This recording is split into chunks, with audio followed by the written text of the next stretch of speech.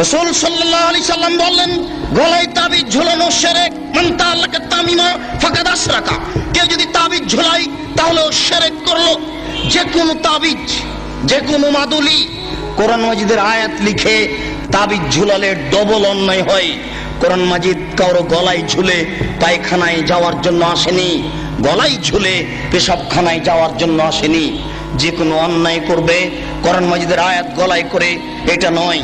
এদেশের কোরআন মাজিদের প্রথমে দেখবেন কতগুলি নকশা করা আছে, এই নকশার তাবিজ ঝুলালে এই হয়। এদেশে যারা কোরআন ছাপাচ্ছে, এরকম আকীদা যারা রাখে, এরাও মুশরিক। এই পাতাগুলি ছিঁড়ে ফেলতে হবে। এরকম কোরআন ছাপায় যারা, তাদের বিরুদ্ধে যতদূর শক্তি প্রয়োগ করা সম্ভব তা করার জন্য চেষ্টা করতে হবে। এরা জাতিকে ধ্বংস করছে, আপনাদের ধ্বংস করছে, মুসলমানকে ধ্বংস করছে এক মিথ্যে কৌশলে, শিরক করে শিরক করিয়ে। বায়সাতের পাগড়ি বেঁধে যদি কোরআন মাজিদের আয়াত দিয়ে জুব্বা পরে আল খাল্লা পরে যদি তাবিজ লিখে দেয়, তবুও তা শিরক হবে। সাবধান থাকবেন। রাসূল সাল্লাল্লাহু আলাইহি সাল্লাম বলেন, মান আতা আররাফান ফাসালাহু ফাসাদ্দাকা বিমা কালা লাম তুকবাল লাহু সালাতান 40 লাইলা। কেউ যদি কোনো গণকের কাছে যায়, তারপর গণককে কিছু জিজ্ঞাসা করে, আমার টাকা হারিয়ে গেছে দেখেন তো, বা এই জিনিস হয়েছে একটু দেখেন তো, তার বলা কথাকে যদি বিশ্বাস করে, আল্লাহর নবী বলেছেন 40 দিন তার ইবাদত কবুল হবে না, 40 দিন তার সালাত কবুল হবে না। গণকের কাছে যায় যারা, তারা মুশরিক। আল্লাহ রাসূল বলছেন, মানা আতা আররাফান ফাসালাহু। কেউ যদি গণকের কাছে আসে, এরকম লোকের কাছে আসে, ভাগ্য পরীক্ষা করে, তার হারিয়ে যাওয়া জিনিসকে জানতে চাই, তাহলে ও কোরআন মাজিদকে অস্বীকার করলো, মুহাম্মদ সাল্লাল্লাহু আলাইহি সাল্লামকে নাকচ করে দিল, ও যেন নবীকে অস্বীকার করলো, কোরআন মাজিদকে অস্বীকার করলো। মহা পাপী, বড় পাপী যারা এরকম করে, যারা গণকের কাছে যায়, তারা বড় মুশরিক। সাবধান থাকতে হবে। রাসূল সাল্লাল্লাহু আলাইহি সাল্লাম বললেন, মান হালাফা লিগাইরিল্লাহ ফাকাদ আশরাকা। কেউ যদি আল্লাহ ব্যতীত অন্যের নামে কসম খায় তাহলে শিরক করলো। কেউ যদি আল্লাহ ব্যতীত অন্যের নামে কসম খায় তাহলে শিরক করলো। কেউ যদি দুই চোখের কসম খায় তাহলেও সে মুশরিক। কেউ যদি মায়ের কসম খায় তাহলেও সে মুশরিক। মায়ের কসম খাওয়া যায় না, কোরআন মাজিদে হাত রেখে কসম খাওয়া যায় না, মসজিদে ঢুকে কসম খাওয়া যায় না, ছেলের মাথায় হাত রেখে কসম খাওয়া যায় না, ছেলের মাথায় হাত রেখে কসম খাওয়া শিরক। এইভাবে হাত চালিয়ে ভাগ্য পরীক্ষা করা শিরক। টিয়া পাখির মাধ্যমে ভাগ্য পরীক্ষা করা শিরক। হাতের দাগ দেখে ভাগ্যের কথা বলা শিরক। রাত্রে ঘরের আবর্জনা ঝাড়ু দিয়ে বাইরে নিক্ষেপ করা যায় না, এই মন্তব্য শিরক। রাত্রে গাছের ফল পাড়া যায় না, এই ধারণা শিরক। রাত্রে মানুষকে বাকি দোকানের জিনিস বাকি বিক্রয় করা যায় না, দেওয়া যায় না, এই ধারণা শিরক। রাত্রে মানুষকে জিনিস কর্জ দেওয়া যায় না, এই ধারণা শিরক। সকালে সকালে দোকানের জিনিস বাকি বিক্রয় করা যায় না, এই ধারণা করা শিরক। অপবিত্র অবস্থায় ঘর ঝাড়ু দেওয়া যায় না। আপনার স্ত্রী, আপনার বৌমা অপবিত্র অবস্থায় ফরজ গোসল না করে ভাত রান্না করতে পারে না, ঘর ঝাড়ু দিতে পারে না, এইগুলি ধারণা করা শিরক। আপনার স্ত্রী, আপনার বৌমা অপবিত্র অবস্থায় ফরজ গোসল না করে সব কিছু করতে পারে, ঘর ঝাড়ু দিতে পারে, ভাত রান্না করতে পারে, ভাতের পাতিল থেকে ভাত বের করতে পারে, মানুষকে খাবার দিতে পারে, পারে না নামাজ পড়তে, সালাত আদায় করতে, পারে না কোরআন তেলাওয়াত করতে, এ ব্যতীত যা কাজ আছে সবকিছুই করতে পারে। দিনাজপুরের জনৈক হেডমাস্টার আমাকে বলছেন, আব্দুল রাজ্জাক সাহেব, একটা গোপন জিজ্ঞাসা আপনার কাছে করছি, মনে কিছু নিয়েন না। আমরা অপবিত্র অবস্থায় রাত্রে ঘুম থেকে উঠে বা বিছানা থেকে উঠে হাতে রুমাল জড়াই।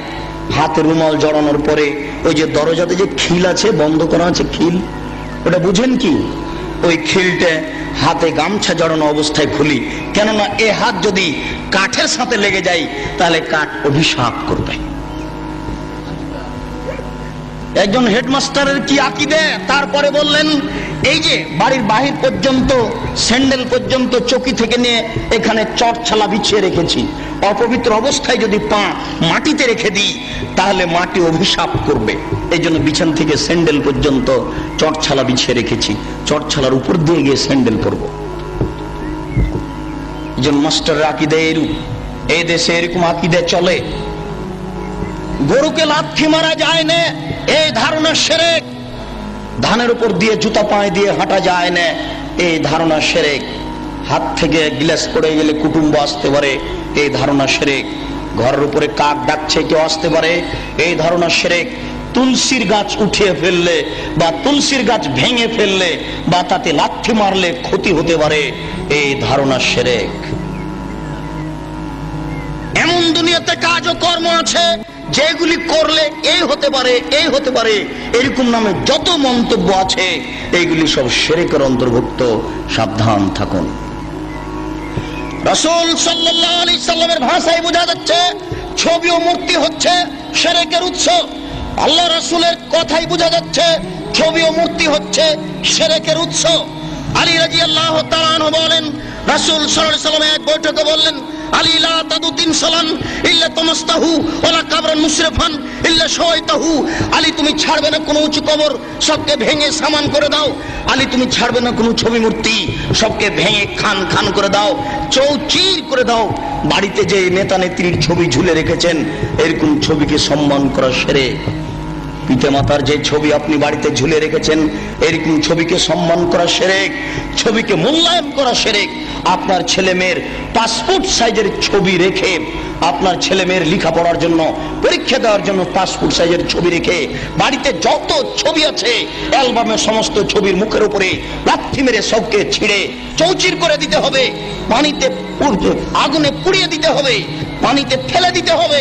একে মূল্যায়ন করা যাবে না। 1971 সাল থেকে নিয়ে আজ পর্যন্ত এদেশের মাটিতে যত মূর্তি তৈরি করা হয়েছে, সমস্ত মূর্তিকে ভেঙে খান খান করে দিতে হবে, চৌচির করতে হবে। আপনি না পারলে আপনার ছেলে করবে, আপনার ছেলে না পারলে তার ছেলে করবে।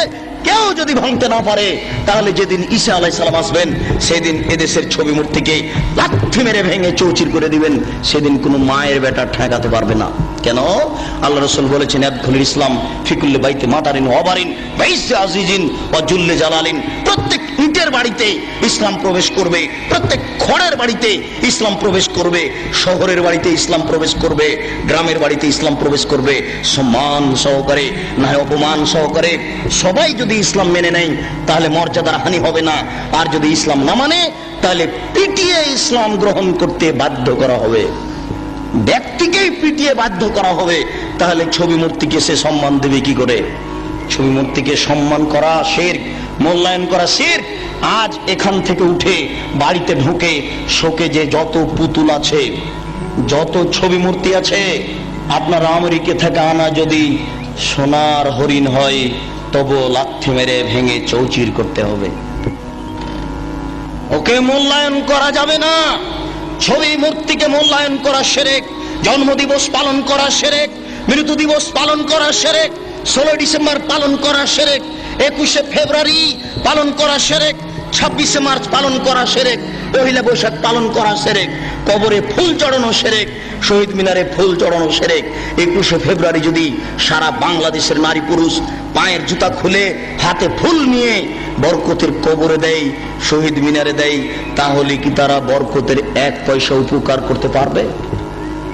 পারবে না। এই জন্য এরকম জাতিকে আমরা শিক্ষিত জাতি বলি না, এরকম হেডমাস্টারকে আমরা শিক্ষিত বলি না। এরকম জাতির, এরকম হেডমাস্টারের নিপাত হোক, এটাই আমরা চাই। যার দ্বারা জাতি উপকৃত হতে পারে না, যে শিক্ষিত সমাজের দ্বারা জাতি কবরে যায়, জাতির পরকাল হারায়, ওরকম শিক্ষিত সমাজ আমরা চাই না। আমরা চাই শিরক বিদআত মুক্ত সমাজ। যে শিরক বিদআত মুক্ত সমাজে আল্লাহকে সন্তুষ্ট করতে পারবো। অনেক সময় পাপ করলেও আল্লাহ ওরকম অসন্তুষ্ট হন না। শিরক করলে,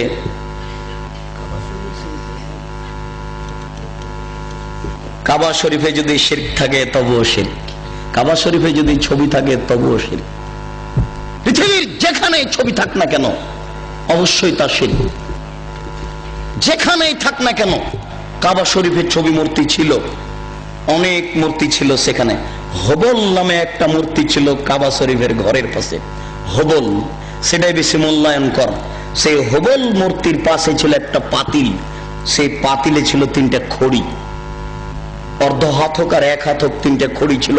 একটা খড়ির গায়ে লেখা ছিল ইফাল, করো, আর একটা খড়ির গায়ে লেখা ছিল লাতাফাল, করো না, আর একটা খড়ির গায়ে লেখা ছিল মোহমাল, কিছুই না। তারা ছেলে মেয়ের বিবাহ দিলে বা কোনো সফর করতে চাইলে বা কোনো পদক্ষেপ কাজের গ্রহণ করতে চাইলে ওই পাতিলের ভিতরে হাত ঢুকিয়ে খড়ি বের করত। যদি ওই খড়ি বের হয়েছে যাতে লেখা আছে ইফাল করো, তার মানে হবল মূর্তি বলে দিল এ আল্লাহ নকল আল্লাহ নাউজুবিল্লাহ বলে দিল যে তোমরা কাজ করো। আল্লাহ বলে দিল করতে, এখন তারা করবে নাউজুবিল্লাহ। যদি ওই খড়ি বের হয় যাতে লেখা আছে লা তাফাল করো না, এখন ওদের নকল আল্লাহ বলে দিল যে এই কাজ করতে হবে না, মেয়ের বিবাহ দিতে হবে না, তারা করবে না। তারা যুদ্ধের মাঠে জয়ী হলে বলতো উল হবল উল হবল, এ হবল তুমি সম্মানী, তুমি জয়ী, তোমাকে আমরা মূল্যায়ন করি।